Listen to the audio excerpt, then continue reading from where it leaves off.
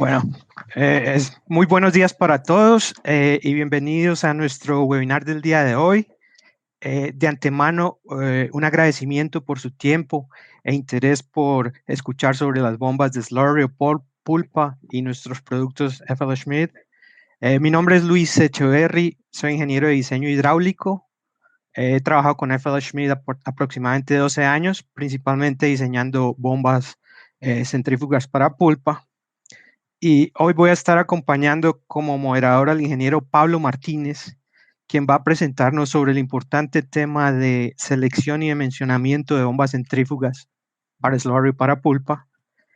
Pablo es actualmente el gerente de cuenta para Centroamérica de los productos FL Schmidt y tiene amplia experiencia con la venta y el soporte de nuestras bombas de slurry Millmax, así como también nuestros ciclones y válvulas Krebs y otros productos para minería de FL Schmidt. Si tienen alguna pregunta durante la presentación, por favor siéntanse libres de ponerla ahí en el texto y vamos a tratar de ponerlas en el orden en que aparecen a medida que eso pasa. Vamos a tener 40 minutos de presentación y al final 20 minutos para preguntas y discusión. Y sin más, pues los dejo con Pablo Martínez. Vale, muchas gracias, Luis. Pues es un gusto poder estar con todos ustedes para platicar durante la siguiente hora de un tema pues muy importante en cualquier planta, en cualquier mina, que es el tema del bombeo y sobre todo la importancia que tiene la selección y el dimensionamiento de estos equipos, ¿verdad? Porque pues realmente todas las bombas de todas las marcas tienen sus ventajas, tienen sus desventajas. Nosotros podemos decir que la bomba FL Smith es la mejor de todas, pero si están en una plática de otra marca, todo el mundo vamos a decir eso, ¿verdad? Entonces, es cierto que cada una tiene sus pros y cada una tiene sus contras, pero realmente una de las cosas más importantes y que más van a impactar que la bomba sea exitosa, que la bomba y el equipo que se instala y se opera sea exitoso y dure el tiempo que tiene que durar y dé el servicio que tiene que dar, pues es realmente la selección del equipo, que sea seleccionado de forma correcta y que sea dimensionado de forma correcta, ¿verdad? Tanto que de los diferentes modelos que existen, escojamos el modelo adecuado para esa aplicación, como también el tamaño de la bomba, que no sea ni muy grande ni muy pequeña, sino que sea realmente el tamaño adecuado y preciso para cada una de esas aplicaciones. Ahí está el 70-80% del éxito que vamos a tener o el fracaso que vamos a tener si no seleccionamos y dimensionamos correctamente el equipo. Entonces, por eso es que pues decidimos, dentro de todo lo que es una bomba, en esta siguiente hora, pues platicar un poco de la importancia de seleccionar y dimensionar correctamente el equipo. Y bueno, también pues hacerles saber que lógicamente en FL Smith pues tenemos todo un equipo de personal capacitado y dispuesto a apoyarles en seleccionar y dimensionar, y también cuando ya hay un equipo instalado que no está operando correctamente por un tema de selección incorrecto o dimensionamiento incorrecto, pues pues que también estamos ahí listos para apoyarles, para visitar las plantas, hacer una asesoría y darle alguna solución al problema que se presente. Muchas gracias, Luis, por la presentación. De hecho, es para mí también un honor poder estar aquí con Luis. Luis, muchas de las imágenes computarizadas y las simulaciones computarizadas que vamos a ver durante la presentación, la gran mayoría, si no es que todas de ellas, las hizo Luis. Entonces, es un gusto también poder tener aquí a Luis. Cualquier pregunta en el momento que la tengan, adelante, ya sea Luis o yo, estaremos más que contentos de poder conversar y poder darles la mejor respuesta a las inquietudes que puedan llegar a tener. Entonces, pues sin más, vamos a comenzar. Vamos a tocar estos tres temas en el día de hoy. Vamos a tocar un poco de conceptos básicos. Aquí realmente nada más vamos a tener dos diapositivas muy breve y vamos a entrar directamente a la parte central, que es dimensionamiento y selección, la importancia de esto. Y al final también traigo otras 2 diapositivas para platicarles un poquito del programa de selección y dimensionamiento de FLSmith en línea, al cual, bueno, pues cualquier cliente de nosotros puede tener acceso y ahí explico un poco de cómo pueden acceder a ese programa y las ventajas que puede representar el hecho de que lo tengan ustedes ahí instalado en sus computadoras, ¿no? Entonces, pues bueno, conceptos básicos. Esta es una definición general de una bomba, ¿verdad? Es un equipo industrial que transfiere energía a un fluido. En el caso de la minería, en la mayor cantidad de las aplicaciones son pues bombas de pulpa. Entonces ese fluido pues es una pulpa, un lodo, un slurry, y lo hace mediante un impulsor rotatorio para facilitar su desplazamiento. ¿Okay? Entonces esa es una definición que utilizamos. ¿Y cómo es que genera flujo una bomba? Esta realidad y entender esta situación de cómo es que una bomba genera flujo también es parte muy importante que nos ayuda a más adelante seleccionar la bomba adecuadamente y dimensionarla adecuadamente. La forma en la que una bomba genera flujo es que en la tubería de succión, ¿verdad? Esta sería la representación de la tubería de succión y específicamente en el ojo del impeller, justo ahí en ese eye del impeller, va a generar una zona de baja presión, mientras que en el interior de la voluta o de la carcasa, conforme nosotros nos vamos desplazando del centro del ojo del impulsor hacia las paredes externas de la carcasa, pues nos vamos desplazando hacia zonas de mayor presión en la parte exterior del casing. Entonces, la forma en la que genera el flujo la bomba es que por diferencia de presiones entre el tanque del cual viene la pulpa o la tubería de la cual viene la pulpa, según sea el caso, por diferencia de presiones, la pulpa se desplaza de un punto a otro, buscando siempre desplazarse del punto de mayor presión a la zona de menor presión. Y esto va a cobrar un poco más de importancia un poco más adelante en la presentación conforme vayamos avanzando en ella. Pero de forma resumida, así es como generan flujo las bombas, ¿verdad? Lo generan mediante una diferencia de presiones, ¿verdad?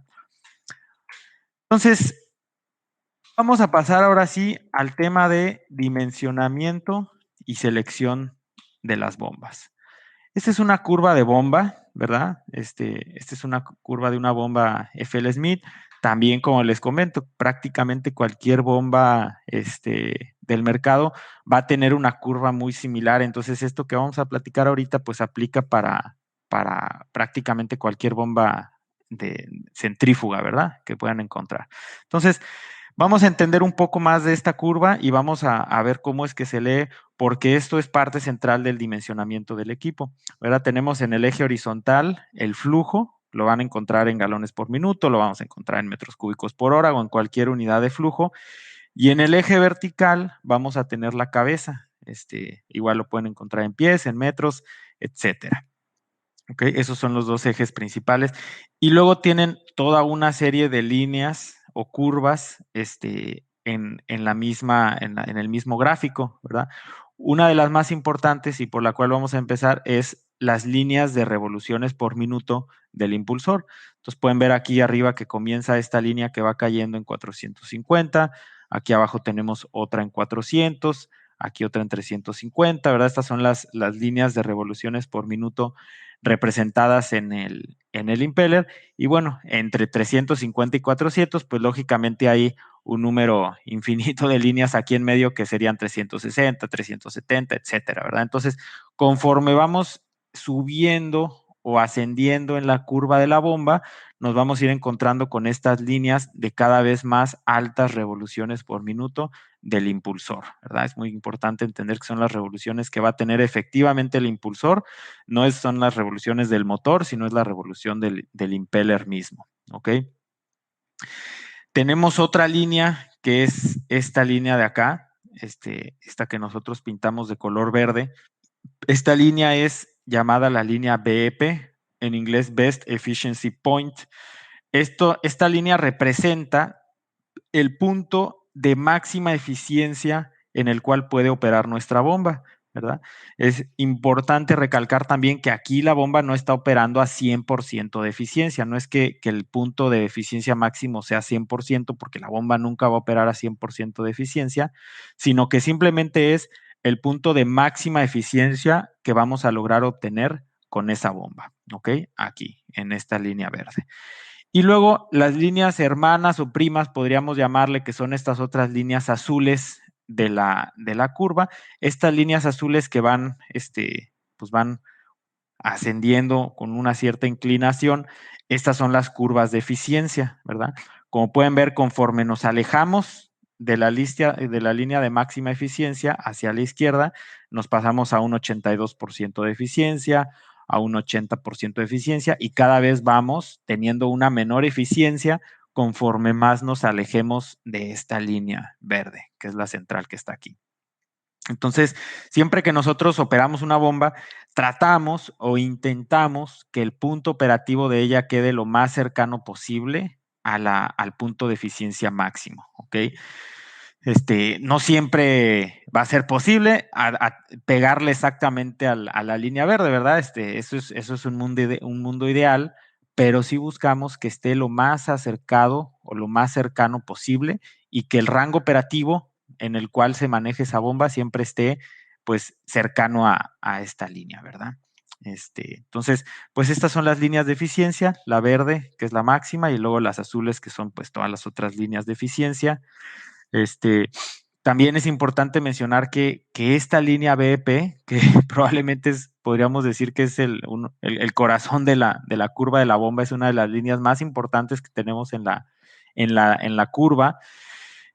No solamente habla de que tiene una máxima eficiencia la bomba, sino que también habla de que ese punto operativamente le conviene a la bomba porque tiene menor recirculación, porque tiene menor turbulencia. O sea, no es solamente una eficiencia energética, sino que también es una eficiencia operativa, y que va a extender el tiempo de vida de la bomba, ¿verdad? Y vamos a hablar un poco más a detalle en el futuro en esta presentación, pero si estamos operando en un punto aquí donde está el apuntador, no solamente tienes una baja eficiencia energética y entonces tu motor va a estar utilizando ineficientemente pues, la energía, sino que también tiene una serie de implicaciones en cuanto al desgaste y vida útil de los componentes, ¿verdad? Entonces, vamos a entenderlo no solo como eficiencia energética, sino también que la bomba misma opera de forma eficiente.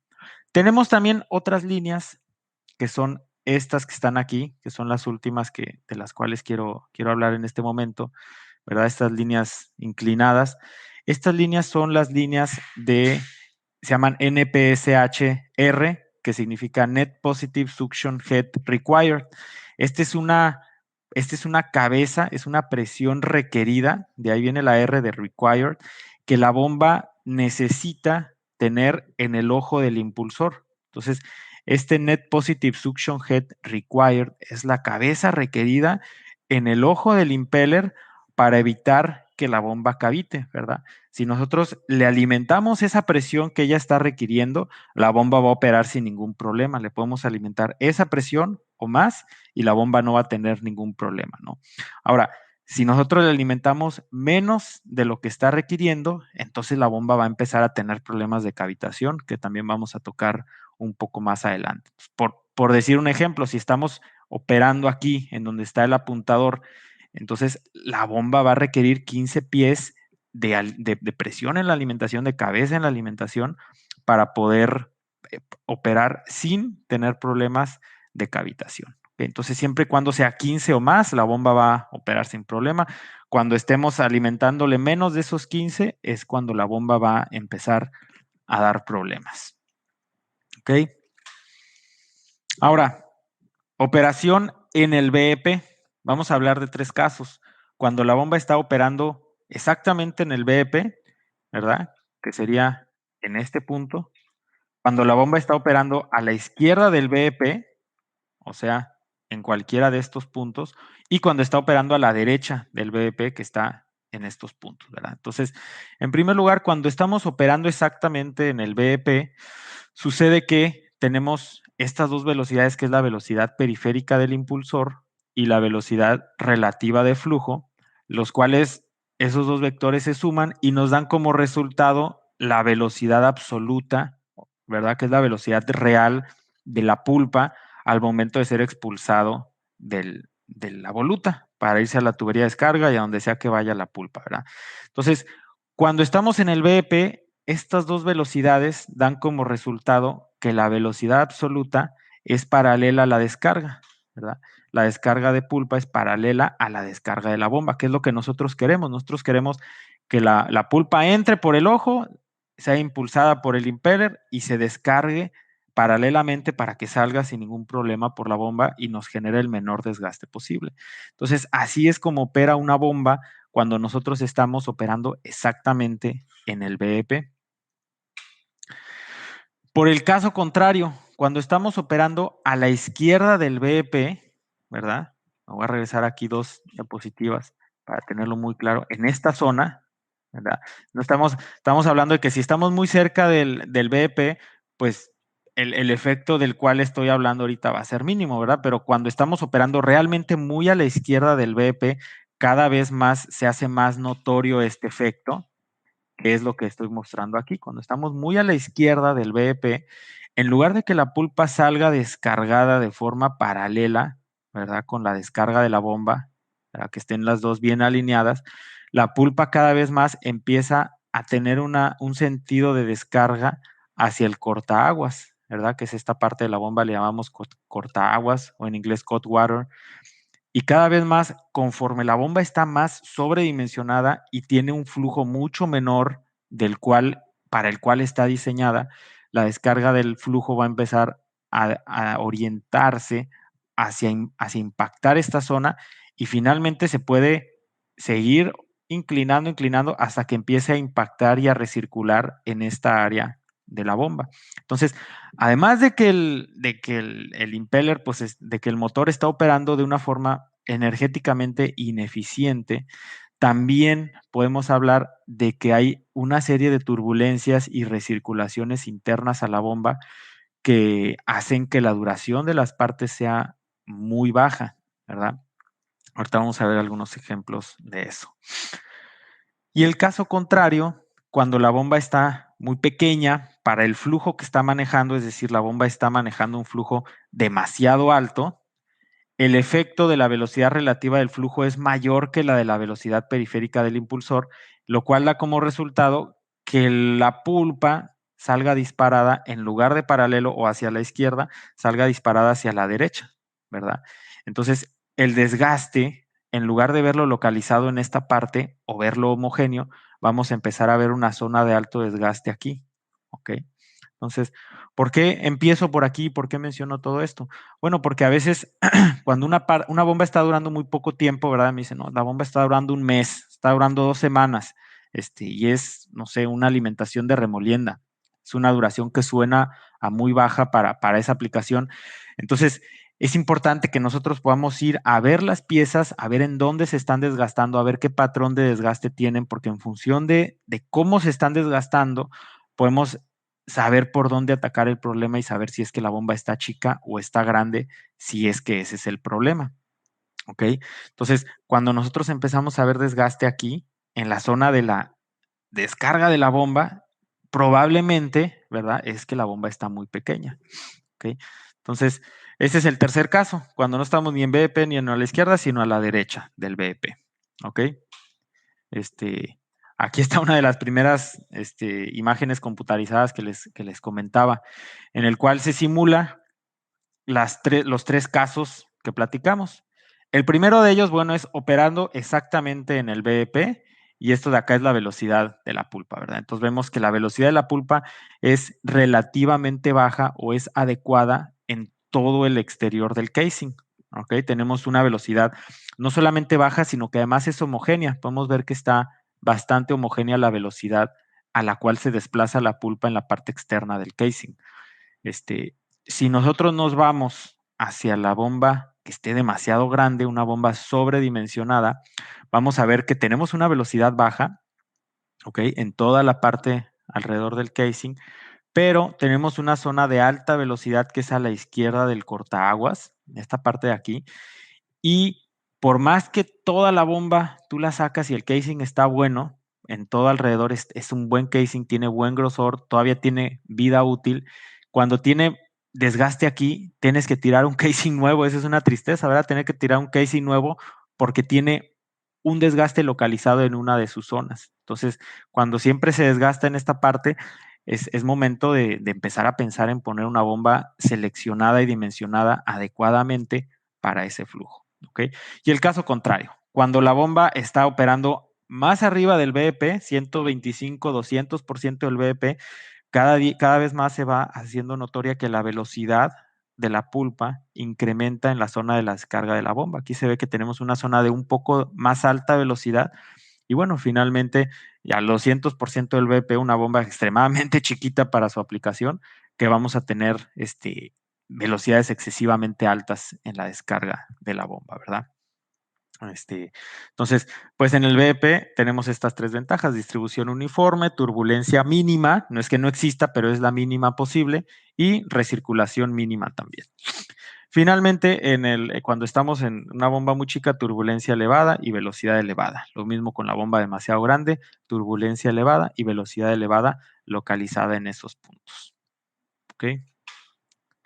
Ok, ahora vamos a ver algunos ejemplos de operación a bajo flujo en el caso en el que una bomba esté sobredimensionada para el flujo que maneja. Aquí están las mismas simulaciones que hemos estado observando y como pueden ver en esta fotografía, ¿verdad? Esta es una fotografía de una bomba 1000 Max que estaba operando a un flujo demasiado bajo.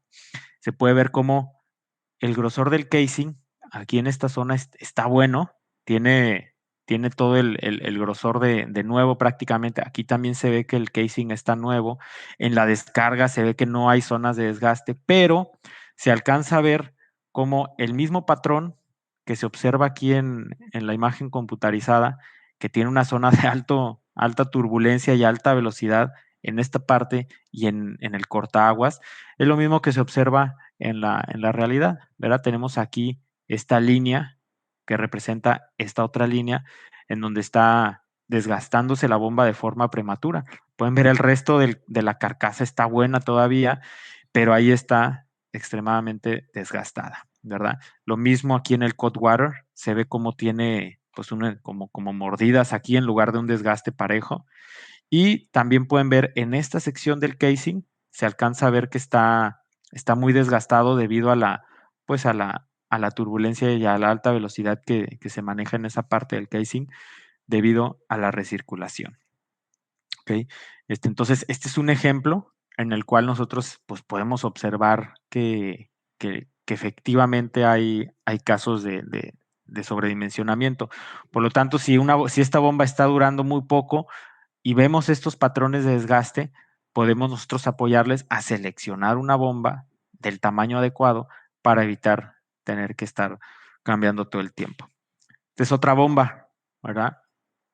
Exactamente lo mismo. Aquí está la descarga, el cortaaguas, y pueden ver que en la misma zona roja, que en las imágenes se veía roja, aquí le estaban teniendo que poner pues el compuesto cerámico y placas cerámicas para extender la vida útil de la carcasa, porque toda está buena, pero aquí tenemos un desgaste localizado. También pueden ver cómo en el mismo casing, aquí el espesor realmente, aquí se ve el espesor como es cuando está nuevo y aquí se ve que ya va más de la mitad de la vida del casing y sabemos que cuando llega a descargarse aquí ya estamos hablando de que la pulpa va a salir de la bomba y entonces pues tenemos que cambiarla, ¿verdad? También me ha tocado ver que cuando pasa esto, aquí en esta zona, muchas veces lo tienen que estar rellenando con el mismo compuesto cerámico lo rellenan para poder darle más vida al componente, ¿verdad? Entonces, pues estos son ejemplos de cosas que pasan cuando la bomba está operando en un flujo que no es su flujo de diseño o en un rango de flujos que no es su rango de diseño de la bomba. Y un poco de todos los problemas en la planta que nos pueden estar ocasionando, sobre todo a la gente de mantenimiento y pues también impactan operación de tener que estar rellenando con cerámica, tener que estarle poniendo el compuesto, tener que estar sacando la bomba antes de operación. Y muchas veces la solución es simplemente ver un historial de flujo, ver en dónde es que realmente opera la bomba, ¿verdad? Porque proyectos y operación hay veces que es lo mismo y hay veces que no es lo mismo. Entonces, cuando ya en la vida real la bomba no está operando en el flujo de diseño, bueno, hay que seleccionar una bomba adecuada y nos podemos evitar muchos problemas simplemente seleccionando adecuadamente la bomba. ¿Ok? También pueden observar cómo esta probablemente sea la parte trasera de la bomba, en donde iba el backliner, y esta sea la parte de la succión. ¿Por qué? Porque tiene mucho más desgaste aquí en la succión, en la parte de la succión de la bomba, que es señal de esa recirculación que se genera en los equipos cuando la bomba está demasiado grande. ¿Ok? Tenemos aquí otro ejemplo, lo mismo. Esta es una bomba que igual estaba operando a un flujo muy bajo para el diseño. Puede llegar hasta generar un hoyo en el casing por lo mismo, ¿verdad?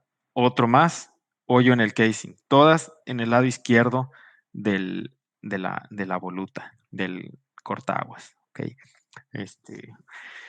Si hay cualquier pregunta, adelante, ¿eh? No necesariamente debemos esperar hasta el final. Hay veces que la relevancia de la pregunta aplica mucho al momento. Entonces, en el momento que tengan preguntas, las suben y las podemos ir atendiendo en el momento. ¿Ok? Entonces, estos son ejemplos de patrones de desgaste que ustedes pueden ver en la planta y pueden saber que si ven eso, es porque la solución va a ser seleccionar una bomba del tamaño adecuado. Otro ejemplo de lo que puede ocasionar que la bomba esté operando a bajo flujo, ya no nada más adentro de la bomba misma, sino previo, desde la tubería de succión, es que ocurre este fenómeno de prerrotación de la pulpa, ¿ok? En donde viene la pulpa y en lugar de seguir su camino, entrar a la bomba, ser impulsada y ser después, pues que salga ya de la carcasa, puede llegar a pasar que en la succión misma tenga una prerrotación, que son los patrones que se alcanzan a apreciar aquí en la pantalla, esos patrones en el cual viene la pulpa a baja velocidad porque está operando a bajo flujo y tiene una prerrotación antes de entrar a la bomba. ¿Okay? Este desgaste, o este patrón de flujo, perdón, ocasiona también un desgaste. Entonces, muchas veces ustedes ven la tubería de succión, la sacan y la misma tubería de succión se desgasta muy rápido, pero justo en el momento en el que se conecta la bomba, un poquito antes de la abrida, tiene esos patrones circulares de desgaste. Entonces, no solamente es que le ocasione problemas a la bomba, sino que también puede ocasionar problemas en la succión, en la tubería de succión del equipo. ¿Okay? Este es un caso, ¿verdad? Pueden ver aquí cómo este desgaste que está en este equipo, pues viene la succión de este lado, lógicamente. Aquí vemos que el hule, ese es un hule muy bueno que tiene muy buena resistencia a la abrasión de sólidos, sobre todo finos, pero pueden ver que en el anillo de desgaste, en este plato de desgaste que tienen las bombas FL Smith, se alcanza a apreciar que tiene un desgaste que no es recto, ¿verdad? Es como circular, y pues es ocasionado por eso, por la prerrotación que existe en la tubería y en el momento de la succión previo a que ingrese a la bomba. ¿Ok? Entonces, estos son dos ejemplos de patrones de desgaste que se ocasionan porque la bomba esté demasiado grande para el flujo que está manejando. ¿Ok? En el momento en el que ustedes vean esto, pueden saber que la solución es pues, ni siquiera cambiar de marca de bomba, sino simplemente seleccionar correctamente. Este otro es este ahora ya es el ejemplo de la operación a alto flujo, ¿ok? Cuando la bomba está demasiado pequeña para el flujo que está manejando la bomba, ¿ok? Ya lo vimos anteriormente, el desgaste se va a localizar ya no en esta zona, que es lo que hemos visto hasta ahora, sino que se va a localizar en la descarga de la bomba y en casos más extremos puede llegar hasta esto, ¿verdad? Esta foto, es un ejemplo de este tipo de desgaste, ¿verdad? Aquí la fotografía se tomó desde la succión de la bomba, de manera que la succión es como si estuviera aquí atrás de nosotros y nosotros tuviéramos, perdón, no la succión, la descarga, la brida de la descarga está aquí. Entonces, como si hubiéramos nosotros tenido la descarga de la bomba aquí atrás de nosotros y estuviéramos viendo hacia adentro de la bomba. Y pueden ver que esta zona de aquí se alcanza a apreciar ahí un charco de agua. Igual aquí en esta otra fotografía se puede apreciar un poco mejor que hay un charco de agua. ¿Por qué? Porque el casing no estaba recto, sino que el casing venía así y tenía una zona cóncava que se había ocasionado por la abrasión del sólido en las altas velocidades que tenía exactamente en esta zona de aquí y en la descarga. ¿Okay? Entonces, estos son ejemplos del tipo de desgaste que se van a encontrar cuando la bomba esté muy pequeña para el flujo. ¿Okay? También es importante mencionar, ¿verdad? Que sabemos que la realidad no es que la bomba va a operar en un punto, ¿ok? Nunca va a estar siempre a 5,000 galones por minuto y nunca va a salir de ahí. Sabemos que es un rango operativo, pero ese rango es el que nosotros queremos que esté cercano al BP, ¿ok? Se pueden utilizar, además del programa del cual vamos a hablar un poquito más adelante, se pueden utilizar diagramas como estos, en los cuales, dependiendo la concentración de sólidos que tengan en la bomba y el diámetro de succión, pueden ustedes determinar cuál es la velocidad máxima recomendada para esa aplicación, para asegurarnos que no se exceda la velocidad máxima recomendada. ¿Y por qué? También sucede que cuando la bomba está operando de forma normal, que es este caso de aquí, la bomba que ven en el lado derecho de la pantalla, el sólido entra, ¿verdad? Tiene esta trayectoria en donde entra por la succión y hace un giro, alcanza a hacer un giro para ser descargado pues, por la descarga de la bomba, ¿verdad? Lo mismo en la parte de abajo, entra por aquí, es descargada y bueno, finalmente es expulsada de la bomba. Este es el camino o la trayectoria normal o deseada que nosotros debemos de tener en la bomba. Esto es con sólido, el camino normal del sólido, la trayectoria normal. Ahora, cuando la velocidad de la succión es demasiado alta, ¿verdad? Porque la bomba esté muy pequeña o porque el sólido sea muy grande también, el sólido en lugar de entrar y descargarse, va a entrar y trae demasiada velocidad de tal forma que no alcanza a cambiar su trayectoria para salir, sino que continúa e impacta la zona trasera del impulsor.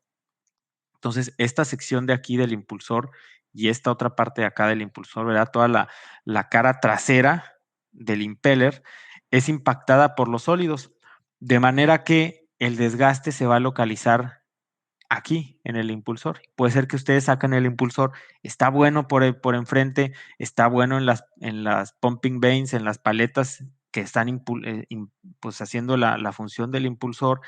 Las paletas frontales también están buenas o las venas frontales también están buenas, pero tiene hoyos aquí atrás o tiene huecos en la parte de atrás.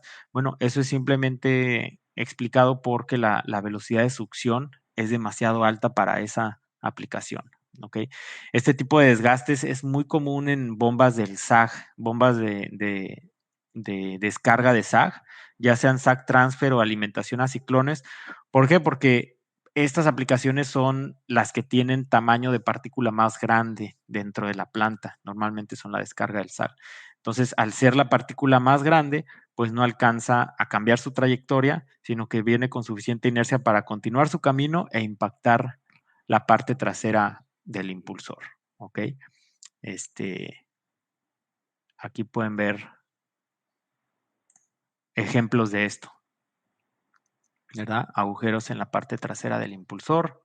Igual aquí, agujeros en la parte trasera del impulsor. Se puede ver que la succión incluso no tiene mucho desgaste. Aquí se ve un buen grosor en la tapa, en la cara frontal del impeller, pero tienen estos agujeros en la parte trasera. ¿Okay? Lo mismo, estos huecos en la parte trasera del impulsor son simplemente que venía demasiado rápido la pulpa. Hey, Pablo, detengamos un segundo ahí para hacer un par de preguntas. Sí, claro, Aquí Luis. está la primera, no sé si la puedes ver en pantalla en este instante. Sí, Es una cuestión de BC. Buenos días, referente al material de producción, que me imagino que es la pulpa o el slurry, y el material de los componentes para causar este tipo de daño. Sí, sí, pues aquí es muy importante la pregunta que está haciendo aquí. Nos apareció como B, como que la hubiera hecho BC. No BC. nos aparece el nombre completo, pero bueno, es una pregunta muy importante. Y, Y y aquí otra similar, disculpa. ¿Qué sí, tipo no, de acero adelante. está hecho la carcasa de la bomba? Y yo Sí, creo que de pronto puedo ayudar un poquito con eso. Esencialmente el adelante, Luis, por material que favor. eh, usamos dos tipos de materiales. ah, y hay varios subtipos, pero uno son hierros duros, generalmente son hierros blancos duros de alto cromo, pueden tener una dureza entre 600 y 700 Brinell. Son materiales un poco frágiles, pero extremadamente duros y eso es lo que los hace adecuados para el desgaste y capaces de resistir la abrasión, porque los materiales que maneja el slurry tienen concentraciones de sólidos que son muy altos y a veces muy filudos, entonces causan mucho desgaste. Y el otro material que se usa mucho son elastómeros, generalmente la goma natural o el caucho natural, al contrario a lo que uno pensaría, a veces puede durar más que el alto cromo que pueden ver ahí. Eso depende mucho del tipo de slurry. No es que hay una regla universal, pero en general cuando las partículas del slurry son más grandes, más abrasivas, tienen filos más eh, filosos, eh, son más adecuados para estos hierros duros. Y cuando el slurry tiene partículas pequeñas, son finos, en las gomas o los uretanos les va mucho mejor, porque el problema con los finos es que tienden a desgastarle el material, el sustrato alrededor de los carburos que hacen estos materiales duros buenos para la corrosión. Esa es como una regla más o menos general. Y, y espero que eso ayude a contestar la pregunta. ¿Tienes algo que adicionar, Pablo, sobre eso? No, no, no para nada, Luis. Muchas gracias. Este, Ok. sí, efectivamente, como algo para adicionar, como dice Luis, bien curioso, ¿va? Que a veces el hule, que es un material más suave que el metal, que los aceros duros que trabajan en las bombas, pues pueden tener una duración mayor, ¿verdad? Nosotros hicimos recientemente un cambio en una bomba aquí en Centroamérica de un alto cromo, de un acero al alto cromo, lo cambiamos a un hule, no era un hule natural, era un hule reforzado, que es en primer lugar más económico que el acero. Los elastómeros suelen ser más económicos que el acero. Y además de eso, la vida se incrementó 25-30% referente de lo que duraba el acero. Entonces, pues muchas veces con partículas finas, como comenta Luis, en remoliendas o en flotación, la verdad que no hay mucho que pensarle. Los hules son más económicos y tienen muy buena resistencia a la abrasión de este tipo de aplicaciones. Este, entonces, pues sí, muchas gracias por la pregunta, muy buena pregunta. Este, Otra cosa es que hemos hablado mucho del BDP, pero bueno, no todo es asegurarnos que estemos cerca del BDP, ¿verdad? Habrán aplicaciones en las cuales aquí abajo se va a comportar bien, pero si nos vamos subiendo las revoluciones de la bomba, hasta que llegamos cerca del límite de la curva de la bomba, pues también no para todas las aplicaciones va a ser adecuado. Habrán aplicaciones, con alto contenido de sólidos que aunque estés en el BP, si estás a revoluciones muy altas, vas a ver un desgaste prematuro, ¿verdad? Aquí se ve un ejemplo de tres simulaciones computarizadas en la cual aquí estamos operando en el BP, aquí también y aquí también, pero a diferentes cabezas, y se ve la diferencia del efecto conforme vamos subiendo en la curva cada vez más, ¿verdad? Entonces, o sea, tener eso en cuenta, que sí es importante el BP, pero no nada más decir con que estemos en el BP todo está bien, ¿ok? Otro punto muy importante para el cálculo y la selección de la bomba es lo que llamamos Net Positive Suction Head Available, ¿verdad? La cabeza disponible en la succión de la bomba. Nosotros, como decíamos hace rato, tenemos que suministrarle a la bomba suficiente cabeza para que no cavite y para que opere correctamente.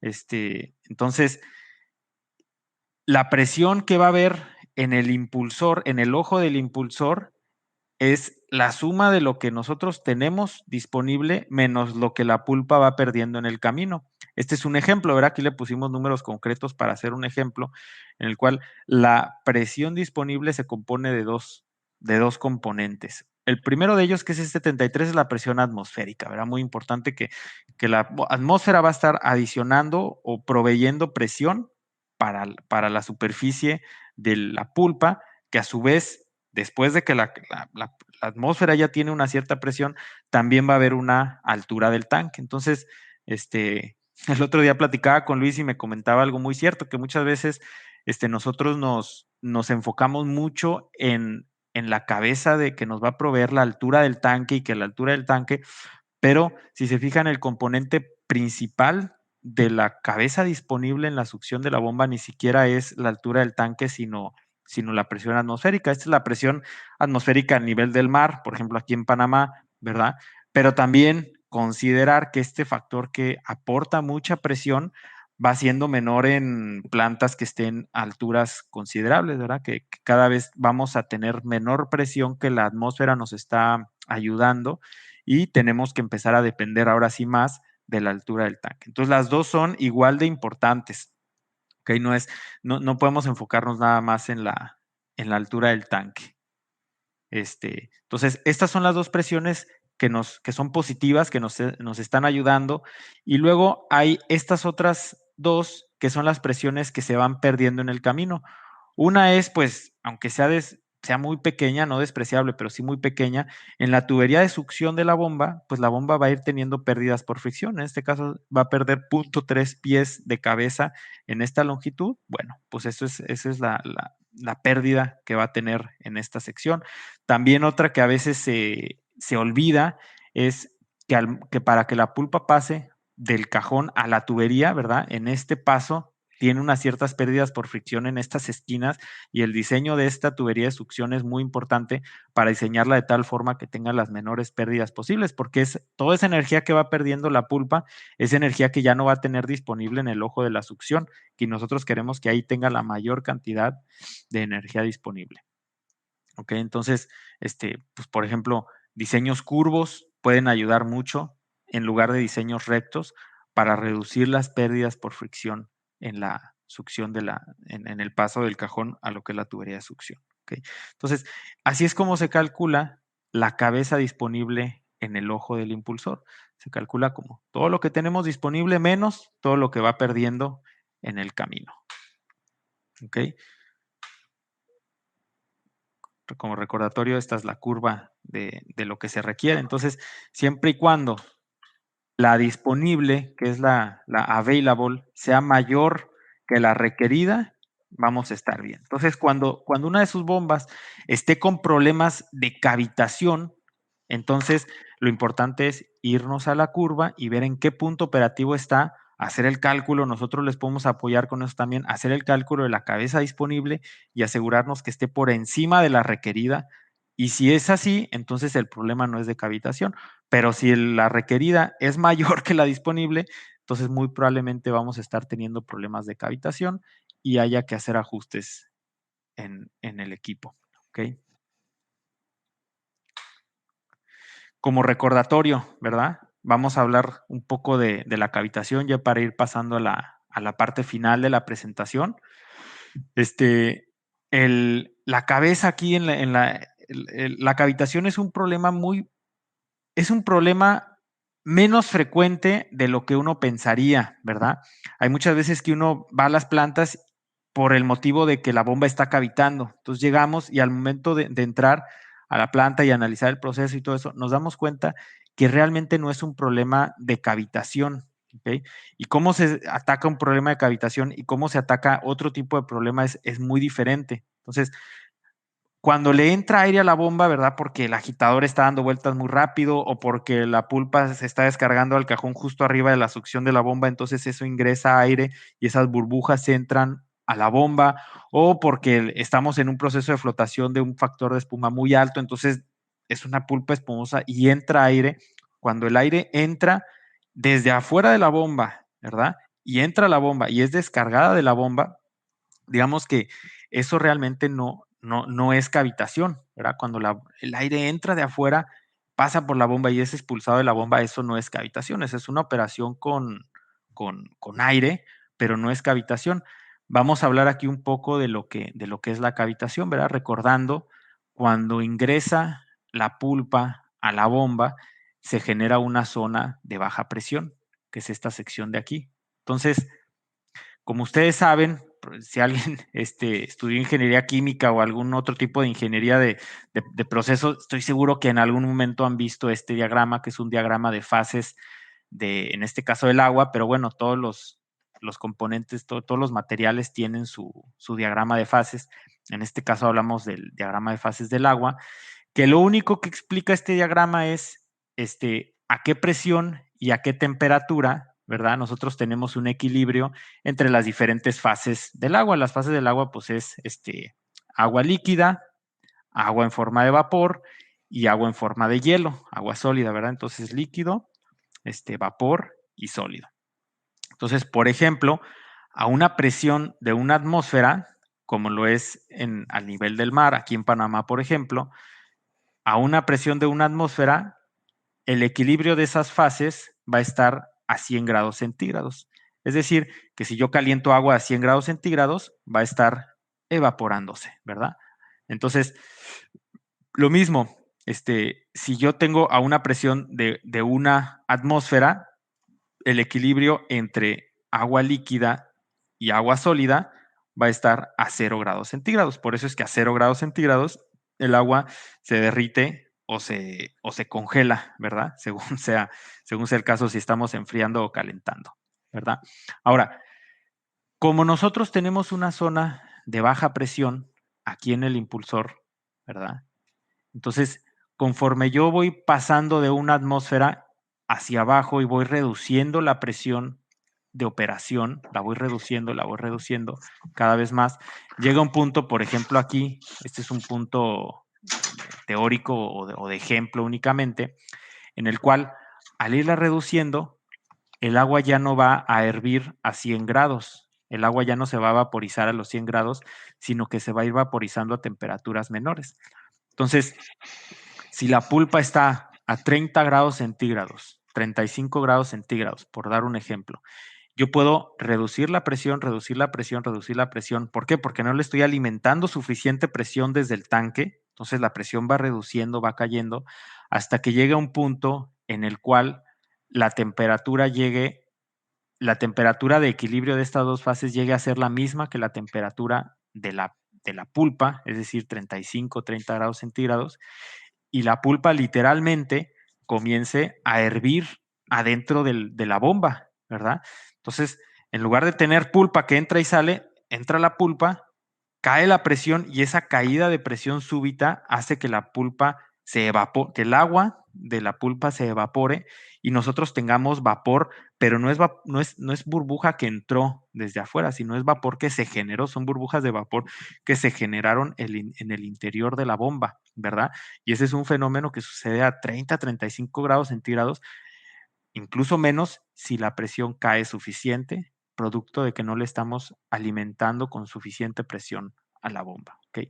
Entonces, cuando la pulpa o el agua de la pulpa hierve adentro de la bomba, se vaporiza adentro de la bomba, ese cambio de fase de agua a vapor y luego de vapor a líquido otra vez, ¿verdad? Porque no se queda, no expulsamos vapor de la bomba, ¿verdad? Se expulsa como agua porque vuelve a condensarse como agua líquida. Ese cambio de fases es lo que realmente desgasta las bombas, ¿verdad? Entonces, ese fenómeno de cavitación es muy problemático porque genera muchísimo desgaste prematuro en los equipos. Este es otro ejemplo, ¿verdad? De cómo los puntos rojos aquí representan presencia de vapor, ¿verdad?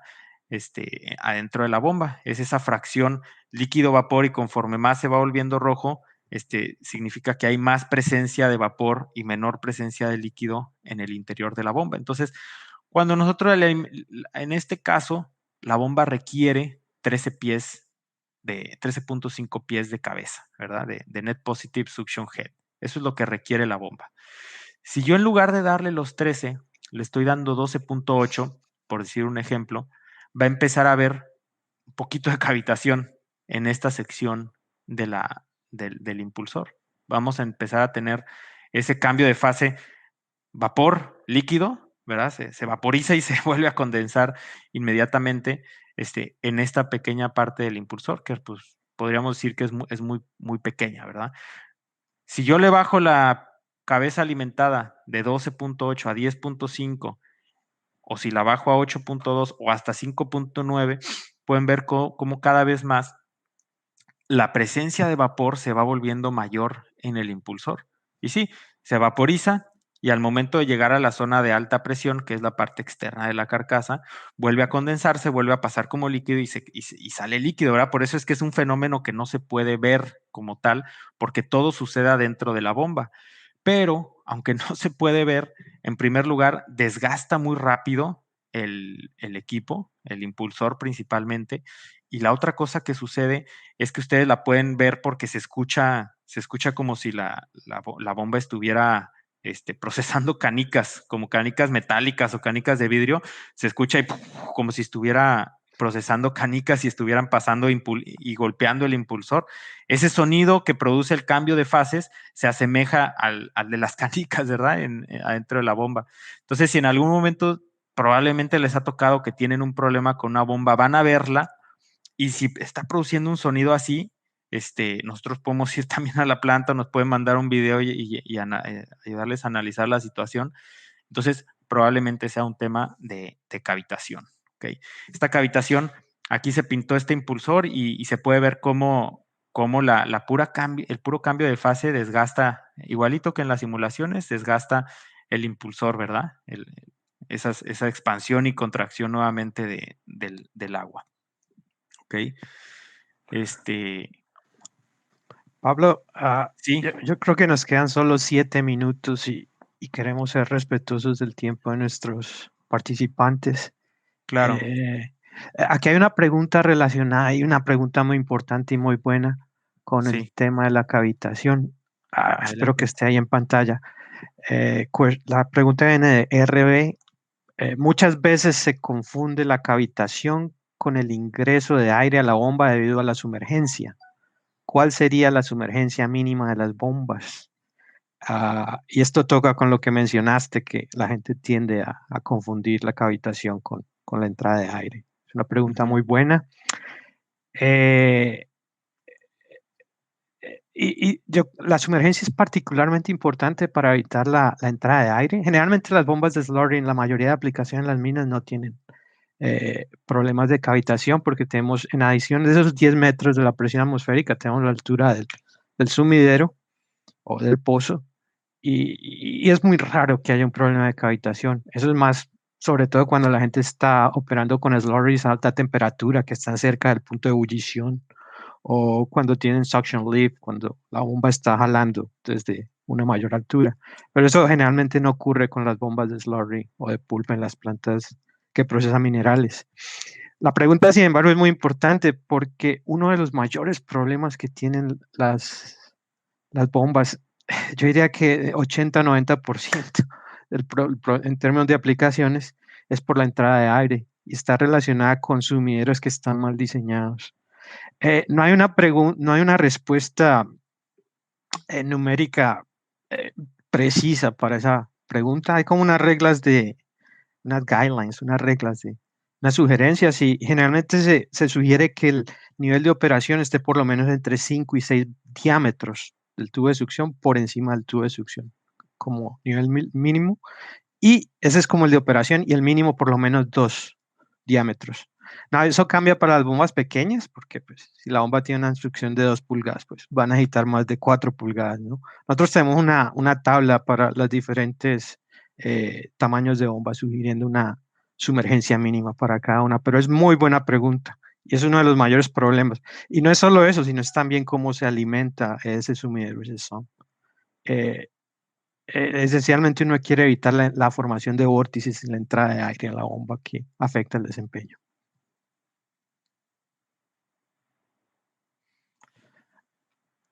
Aquí hay Hay otra más pregunta. preguntas. Adelante, justo eso te iba a preguntar. Sí, aquí tenemos otra pregunta y nos quedan 4 minutos.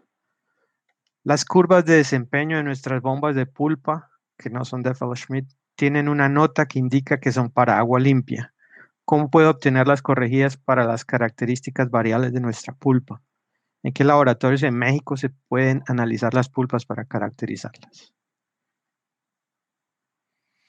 Adelante, Luis. ¿Quieres? Bueno. Sí, adelante. La mayoría de curvas son para agua. Sería prácticamente imposible que uno pudiera probar una bomba para todas las condiciones de slurry que existen en todas las plantas. A no ser que sea algo muy especial, muy particular, lo que se sugiere es usar el estándar del Hydraulic Institute, el Instituto Hidráulico, y ellos tienen unos factores de corrección, un factor de corrección de cabeza y un factor de corrección de eficiencia, y eso es lo que uno puede usar para corregir la eficiencia y la cabeza que están en esa curva y aplicarla para hacer los cálculos para slurry. Ese es el método aceptado y lo común. Hay un factor HR que corrige la cabeza y un factor ER que corrige la eficiencia. Y pues a medida que los sólidos son más grandes y la concentración aumenta, esos factores pues incrementan y hay que hacer la corrección correspondiente. Déjame ver aquí otra pregunta. Sí, yo creo que si hay preguntas, y siguen con disponibilidad. Por mi parte, me puedo quedar unos minutos más sin problema. Sí, aquí yo tengo que nos quedan 2 minutos y después de eso nos podemos extender un poquito, siempre que Órale. los participantes pues, estén de acuerdo. Una pregunta de Bey. Buenos días, ¿cómo actúa la carcasa de bajo flujo con respecto a las condiciones de planta que siempre son variadas en los flujos? Y es muy buena pregunta.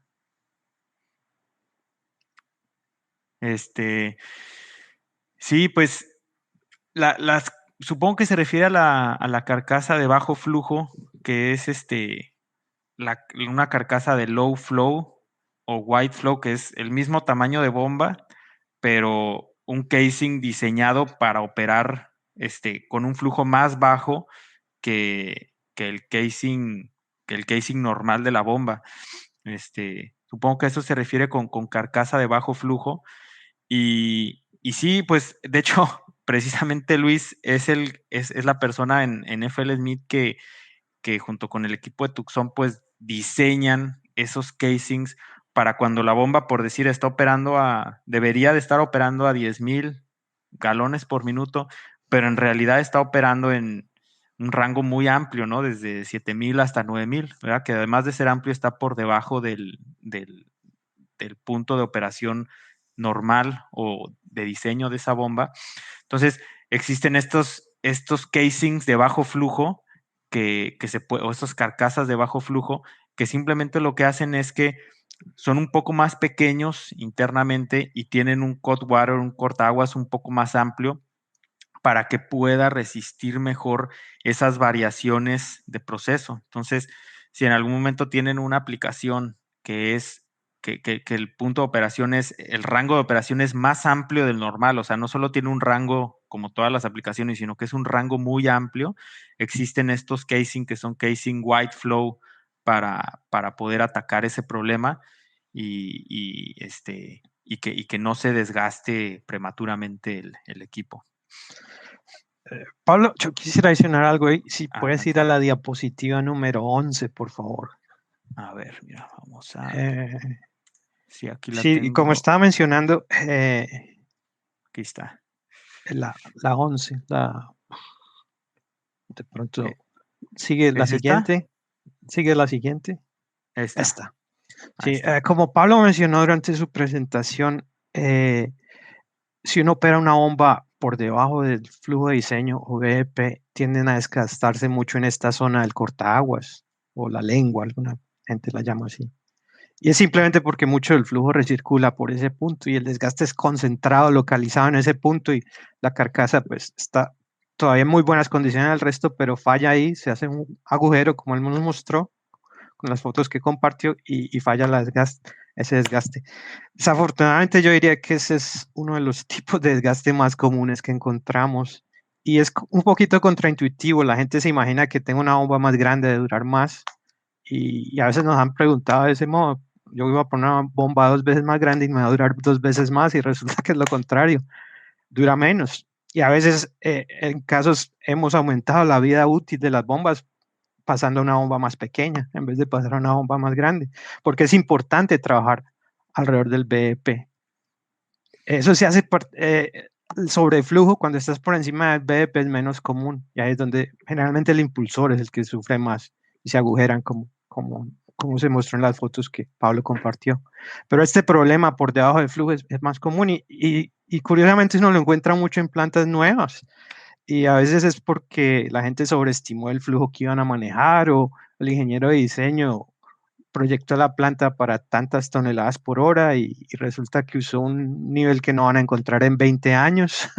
Y después el ingeniero que selecciona las bombas le puso un factor de seguridad y resulta que esos dos factores resultaron una selección en donde la bomba está operando muy por debajo del flujo de diseño. Entonces, para responder a eso, diseñamos una carcasa de flujo amplio, la llamamos, no bajo flujo. Es una carcasa más pequeña que puede soportar mejor esto, porque tiene todavía esta holgura amplia aquí y aquí la holgura es más pequeña, de manera que está diseñada para reducir esa recirculación y eso hace que aumente la vida útil de la carcasa, incluso cuando el flujo pues está muy por debajo del flujo de diseño de esa bomba. Tiene un precio en términos de eficiencia, pero pues eso es bajo comparado con la capacidad de poder operar la carcasa durante más tiempo, la bomba, sin necesidad de intervenciones de mantenimiento.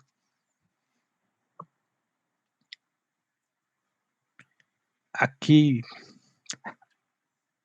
hay un comentario sobre esa carcasa. La carcasa nos ayuda mucho a aumentar la vida útil de una minera, Pelambres, en Ok, Sudamérica. qué bueno. Bueno, llevan 3 minutos por encima. Yo no sé si debemos concluir o seguimos con las preguntas. Sigamos hasta 5 minutos más. Sí, mira, yo creo que sí, igual, si alguien de los oyentes pues tiene otro compromiso, igual yo creo que se puede desconectar, pero pues para tratar de atender las preguntas, pues sí, yo digo que nos sigamos el tiempo que sea necesario. Ok. Y de pronto te las pueden dirigir también a ti vía correo, email o algo. Así Y es, así para es. tratar de solucionar.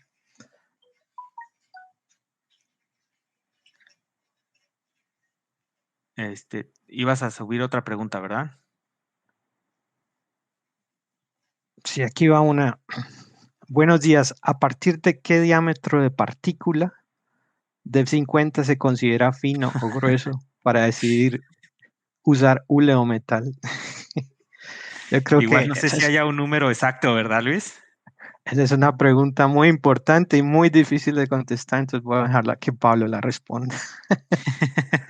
Eh, yo, en mi experiencia, yo creo que eso no es un número específico. Creo que probablemente estaría alrededor de 300 micrones o algo así, pero yo creo que puede variar con la densidad de la partícula. No es lo mismo estar bombeando, por ejemplo, hierro, slurry de hierro que tiene una densidad supremamente alta, a un slurry que tenga menor densidad. Las mismas características de las partículas. La gente ha hecho experimentos con partículas del mismo tamaño, simplemente que una era esférica o redondeada y una más filuda.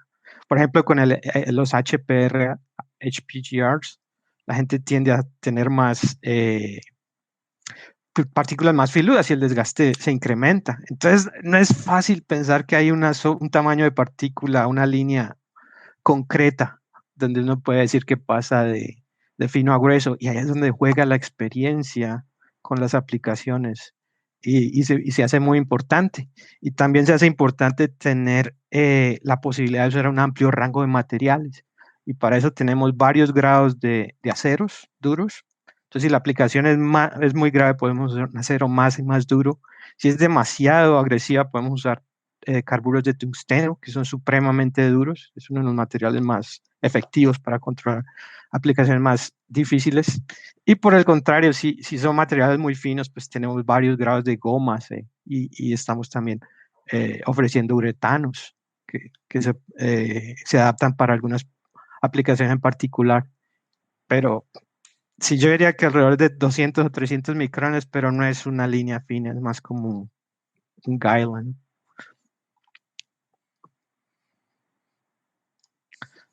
A ver, busquemos otra pregunta. En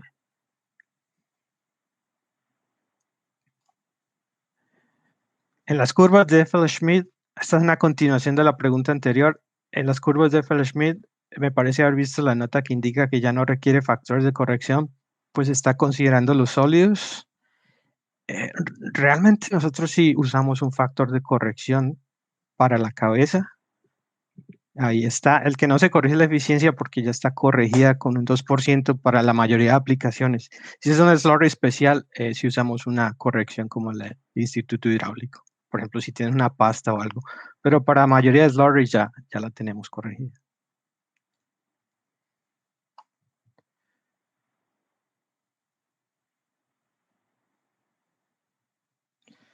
Aquí hay otra pregunta. ¿Cuánto es el desgaste del impulsor en porcentaje a través de la presión de la pulpa o la materia prima que descarga del SAG? Yo no sé si la puedo entender completamente bien. El desgaste del impulsor en porcentaje. No, yo tampoco. No sé si la pudiera reformular o tú le ves así algún aspecto. Generalmente lo que uno desea, pues no sé si lo entiendo bien, lo que uno desea es que el impulsor dure aproximadamente lo mismo que los liners, por lo menos el del frente, el suction liner, el plato delantero, y uno pues idealmente quiere que duren lo mismo o la mitad de la vida de la carcasa. Entonces, de manera que uno puede usar una carcasa con dos impulsores, o sea, sería como el 50% del otro. Esa es la única respuesta que puedo pensar. Y eso pues uno lo quiere alinear con los ciclos de mantenimiento de la planta. Eso es lo que uno busca.